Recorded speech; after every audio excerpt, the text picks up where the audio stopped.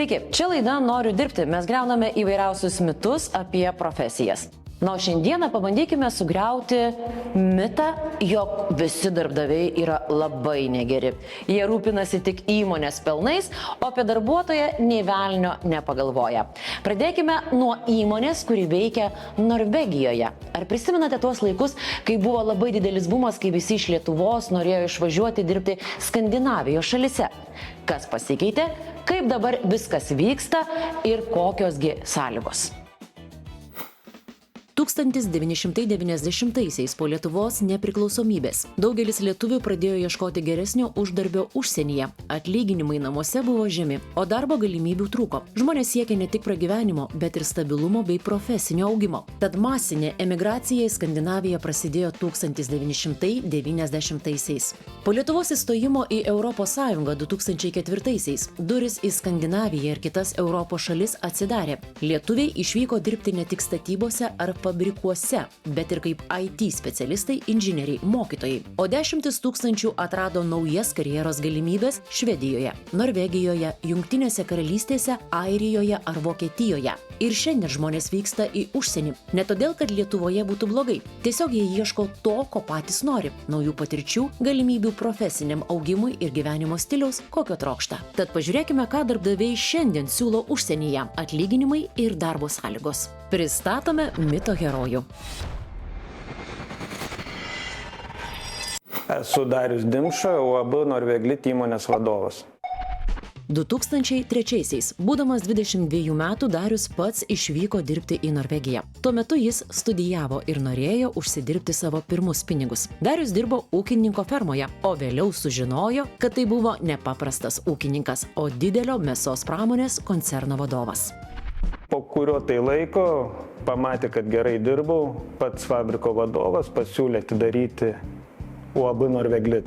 Pačioje pradžioje atlyginimų skirtumas tarp Lietuvos ir Norvegijos buvo didžiulis. Koks buvo? Nes visi, žinai kaip buvo, Dariau, visi sako, važiuojam į Norvegiją, padirbsim kokius 3-4 metus ir nusipirksim butą, kas buvo Lietuvoje neįmanoma. Pasakysiu, atlyginimas litais per mėnesį buvo 600 litų. 2004 metais dirbant paprastą darbą gamyboje, o Norvegijoje buvo bent 6 kartus didesnis. Pradžioje buvo sudėtinga, nes Lietuvos ir Norvegijos įstatyminė bazė labai skyrėsi. Reikėjo bent 10 mečių, kol viskas stojo į savo vietas. Ir čia dažniausiai yra sakoma, kaip ir mūsų mite, kad darbdaviui retai rūpi darbuotojo gerovė. Pirmiausiai svarbus verslas ir pelnas. Kaip tie mokesčiai derinami, galų gale sveikatos pažymėjimai, motinystės atostogos, kaip šitie visi reikalai? Mūsų įmonė, kiek man žinoma, vienintelė Lietuvoje, kuri registruoja ir darbina darbuotojus tik Norvegijoje. Ne tik darbina, bet tuo pačiu moka visus mokesčius Norvegijoje. Tai yra pajamų mokestis, socialinis mokestis, įmonė kaupia norvegiškam banke papildomai darbuotojų pensijai. Tai reiškia, kad visi apdrausti yra Norvegijoje? Atsitikus bet kokiam nelaimingam įvykiui darbe ar už jo ribų, darbuotojai yra gydomi Norvegijoje. Paslaugos nemokamos. Vykti dirbti galima nuo 18 metų ir tol, kol leidžia sveikata. Jeigu sveikata gera, visada priimam ir vyresnį. Tai nelygu, aišku, 65, man čia neužilgai pačiai 65 jau, žinai. Taip, tai mes nediskriminuojam, kalbam su visais, klausomės, ką jie sako, kaip jie atrodo ir priimam dirbti. Pirmiausiai žmogus vyksta dirbti 3 mėnesiams, o po to sprendžia, ar šis darbas jam tinkamas. O išduosit ar neišduosit? Tai kiek, pavyzdžiui, apytiksliai uždirba per mėnesį? Be abejo, tas yra įdomu visiems ir mes tą galim pasakyti. Tai nėra jokia paslaptis. Darbuotojai, pradedantis darbuotojai, dirbdami gamyboje, uždirba nuo 1700 eurų į rankas iki 2500 tūkstančių. Tai čia yra startas, priklausomai be abejo, kiek viršvalandžių dirbs. O po kiek valandų? Po 8 dirba per dieną? Kalbu apie atlyginimą po 7,5 per dieną. Ir kiek? 5 dienas per savaitę? Kalba eina apie minimales darbo valandas. Nemokamas pragyvenimas, nemokamos kelionės, nemokamos kelionės į darbą. Kaip suprasti, jūs apmokate kelionę, jūs nuperkate bilietus, kad nuskristų jie tenai? Taip, suteikiam pilną nemokamą logistiką. Nereikia pačiam būtų nuomotis, aš gyvenu su Vilniui, dirbu, niekada neprašiau darbdavio, kad man būtų išnuomoto, čia ką jis ir būtų turi dar? Viskas yra paruošiama, kambariai yra paruošiami prieš atvykstant darbuotojui į Norvegiją, pakeičiama patalynė, rankšluosčiai, higienos reikmenys, viskas yra paruošta. Darbuotojas atvyksta kaip į viešbutį ir pailsi vieną dieną ir eina į darbą. Iš pirmo žvilgsnio tai skamba lyg iš fantastikos skyriaus. Tačiau Darius pabrėžia, nereikėtų pamiršti to, jog žmonės dirba Norvegijos teritorijoje, kur darbuotojų gerovė skiriamas itin didelis dėmesys. Darbuotojai gyvena privačiuose namuose ir bendrabučiuose. Kiekvienas turi atskirą kambarį, internetą. Įmonė yra išnuomojusi apie 30 objektų, todėl visada yra laisvų kambarių. O esant poreikiui, darbuotojai gali persikelti gyventi į kitą kambarį. Tikrinami esame. Dar patikrina? Nuomojama, atsako įmonė. Dar ir maisto gal nuperkat? Ne, maistą dėja perka patys. Aš jau galvoju, gal dar ir pamaitinat. Tai prašom, nepatinka Lietuvoje, maži atlyginimai, galima tenais važiuoti. Tai tikrai nereiškia, kad tu nesi Lietuvos patriotas, tiesiog tu renkiesi teisę daugiau užsidirbti pinigėlių.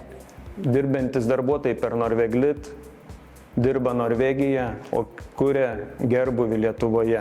Labai gerai, kad jūs Norvegijoje mokote jiems labai gerus atlyginimus. Jie grįžta ir viską išleidžia Lietuvoje. Dauguma darbuotojų turi tikslą. Dauguma darbuotojų įsigyti nekilnojamą turtą ar automobilį, bet kaip pagerinti savo buitį, pakeliauti. Tai jie, jeigu dirba užsienyje ar ne, yra matomas labai geras atlyginimas, bankai prieš suteikdami paskolas jau užskaito? Visi gauna paskolą, taip, dirbdami pas mus ir su mūsų sutartimis. Darbo pobūdis Norvegijos mėsos fabrikuose. Fizinis darbas apimantis skerdimą, mėsos išpjaustymą, darbas su įranga, užsakymų ruošimą bei cechų valymą. Jūs dabar kalbate, kad viskas yra gerai, kad viskas yra nuostabu ir aš tikrai tikiu jumis.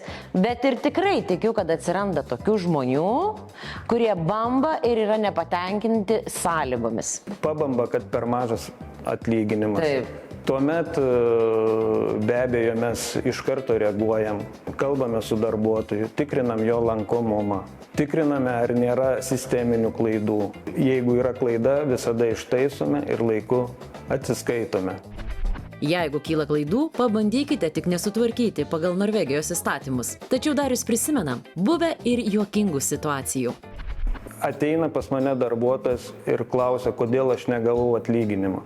Aš jo klausiu, kur tu buvai praėjusi savaitgalį. Jisai atsako namuose. Mano žiniomis, sakau, tu buvai pasiklydęs kalnuose ir įsikvietė į gelbėjimo tarnybą. Ar tai tiesa? Jisai atsako taip.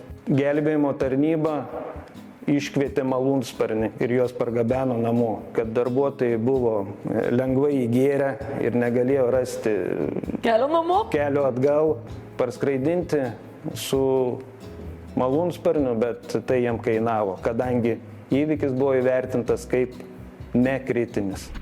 Praėjusiais metais per Norveglitą į Norvegiją išvyko dirbti 600 žmonių, o darbuotojų kaita buvo labai maža.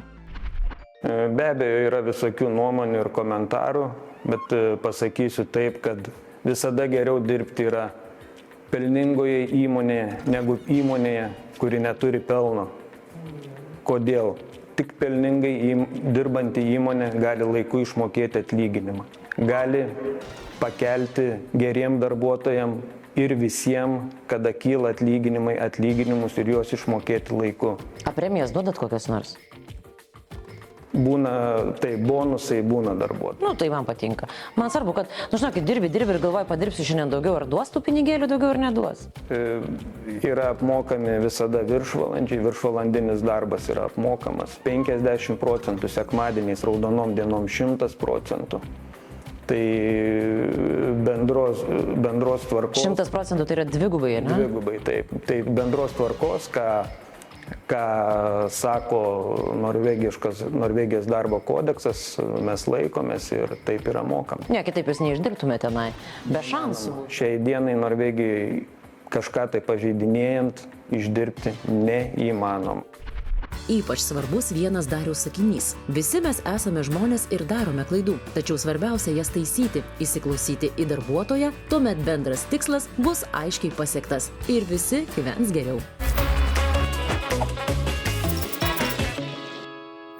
Sveiki, tik dabar įsijungia televizorius ir prisijungia prie laidos Noriu dirbti. Mes griauname įvairiausius mitus apie profesijas.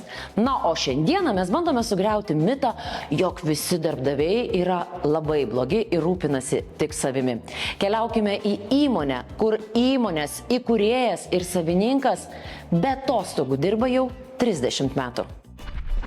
Visais laikais siuvėjai buvo vieni svarbiausių miestų amatininkų.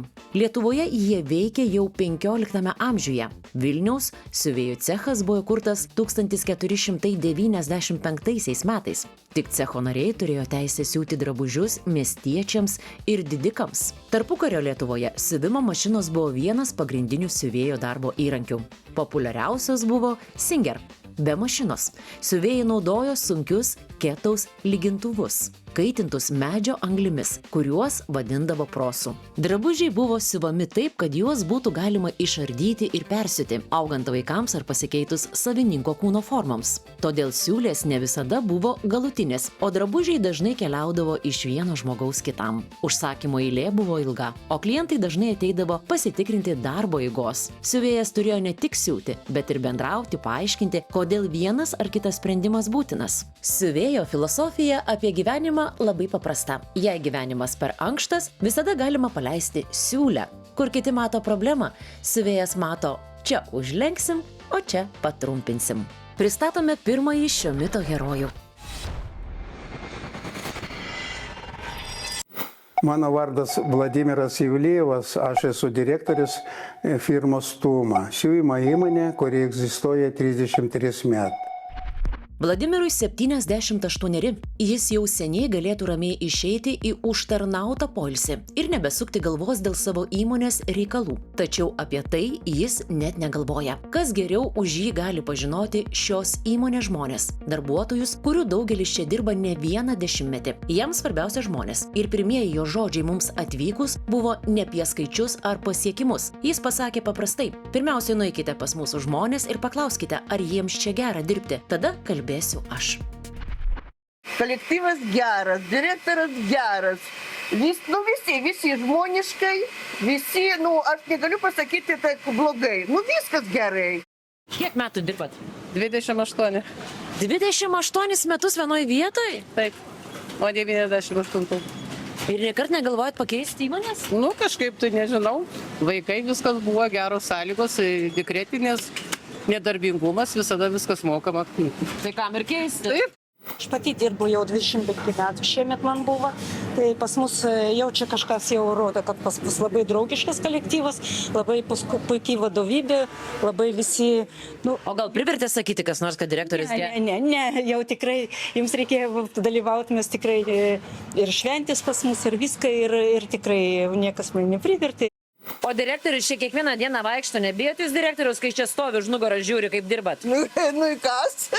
Direktorius pas mus labai žmoniškas žmogus. Labiausiai patinka direktorius? Jo. Kodėl? Labai geras žmogus. Geras sąlygos duoda, gerai. Gerai. Dirbti galima, ne? Kas dirba, tas uždirba. Vladimirai, man taip miela kalbėti su jūsų kartos verslininkais, nes jūs turite visai kitokį požiūrį į žmonės. Aš tik sutikau, tarpduryje iškart sakot, mes kalbėkime svarbiausiai apie žmonės, kurie dirba. Aš pasakysiu, žmonės jau uždirba viską, ką mes turim. Ir labai retai koks direktorius ateis ir pareikš ir pasakys, kad čia žmonės man uždirbo pinigus. Yra didelis kolektyvas. Ir visi kartu uždirbam, aš skaitau, didelį dalį žmonės atneša sėkmė. Šiandien kartu dirba ir gyvena Z, Y, X ir BB kartos žmonės. Z kartos žmonės nori greičio, laisvės ir prasmės čia ir dabar. Y kartos žmonės ieško balanso tarp darbo, savęs ir gyvenimo. X kartos žmonės moka prisitaikyti, sujungti patirtį su naujovėmis ir išlaikyti stabilumą. Nei viena žmonių karta nėra bloga, tiesiog gyvenimas keičia žmonių norus, prioritetus ir požiūrį į darbą. O BB kartos žmonės, kuriems priklauso ir Vladimiras, augo visai kitokiomis sąlygomis. Jie nekalba garsiai apie pasiekimus, jie tiesiog dirba. Todėl Vladimirui svarbiausia ne skaičiai ar pareigos, o žmonės. Pristatome dar vieną herojų, kuris drąsiai neigia mitą, jog įmonės vadovas ar direktorius negali būti draugas ir užtarėjas. Sveiki, esu Solveiga, UAB Tuma direktoriaus pavaduotoja. Direktorius pasakoja, kad niekada niekas iš darbuotojų, sako, špygos nėra rodęs kišenį įsikišęs direktoriui. Nejaugi iš tikrųjų taip gali būti įmoniai tiek metų pradirbus, kad nei karto niekas nesusipyko ir visi taip laimingai gyvena. Visko būna, bet tarpusavį, jeigu čia moterų kolektyvas, tai moteriškai... Katės. Taip, bet kas liečia direktoriaus, tai direktorius visą laiką gina žmogiškąją pusę ir visą laiką žmogų ir žmonės tai jaučia ir visą laiką atsiliepia tai. Aš galvoju visą laiką, kad jeigu kažkas būtų, tai atsitiktų, tai vis tiek žmonės palaikytų direktoriaus pusę. Jeigu būtų, reikėtų pastovėti. Todėl, kad direktorius palaiko jų žmogiškąją pusę. Taip. Aš manau, kad jeigu reikėtų, atiduotų širdį irgi. Man tai keista yra, bet kad ateina žmogus pas direktorių ir direktoriui pasakojasi savo gyvenimą? Ne tas, kuris iš pirmos dienos, su kuris tiek metų, 20 pradirbęs, 15. O čia dauguma tokių? Ir jisai žino jau, kokie anūkai, po vaikai užsiema, nes pasipasako, vis tiek. Paklausia, kaip moteris laikotės, moteris papasakoja, direktorius pakalbina, pabendrauti su direktorium. Svarbu, ar ne, tai aplinkoje yra? Svarbu. Labai, ne?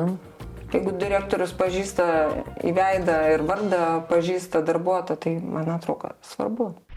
Čia reikalingas trumpas pastebėjimas. Įmonėje dirba daugiau negu 200 darbuotojų. Ir Vladimiras visus juos žino vardais.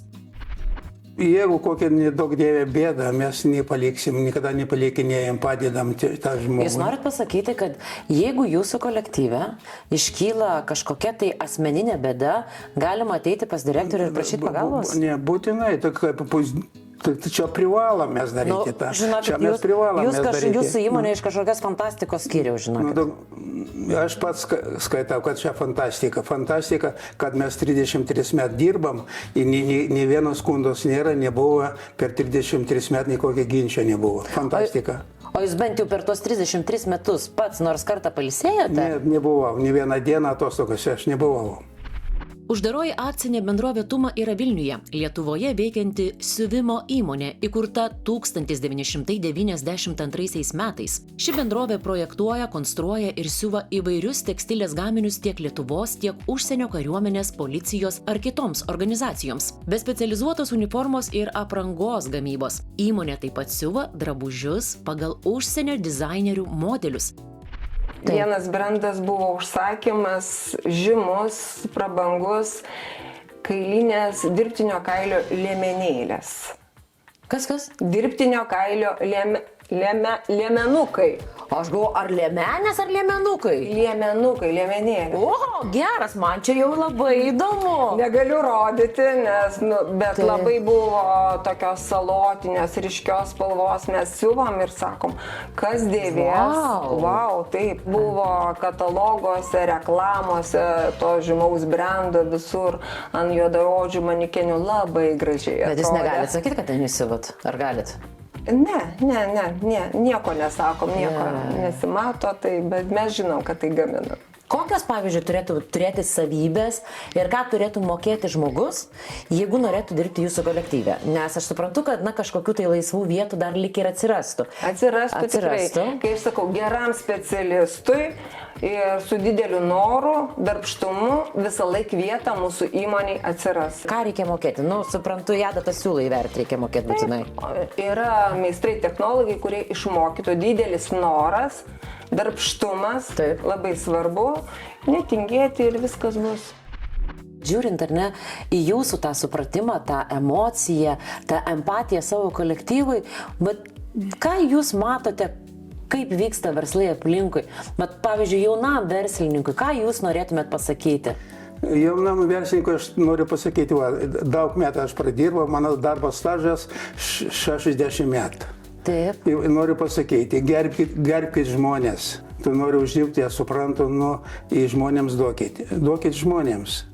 Tai norit pasakyti, kad visų pirma, jūs galvojate apie tai, kad žmonės užsidirbtų? Būtinai. Ne įmonė, o žmonės? Aš pasakysiu, galbūt čia, kaip egoistas aš pasakysiu, jeigu tu žmonės nemokėsi kaip reikia, kad žmonės galėtų gyventi, tu turėsi kolektyvą.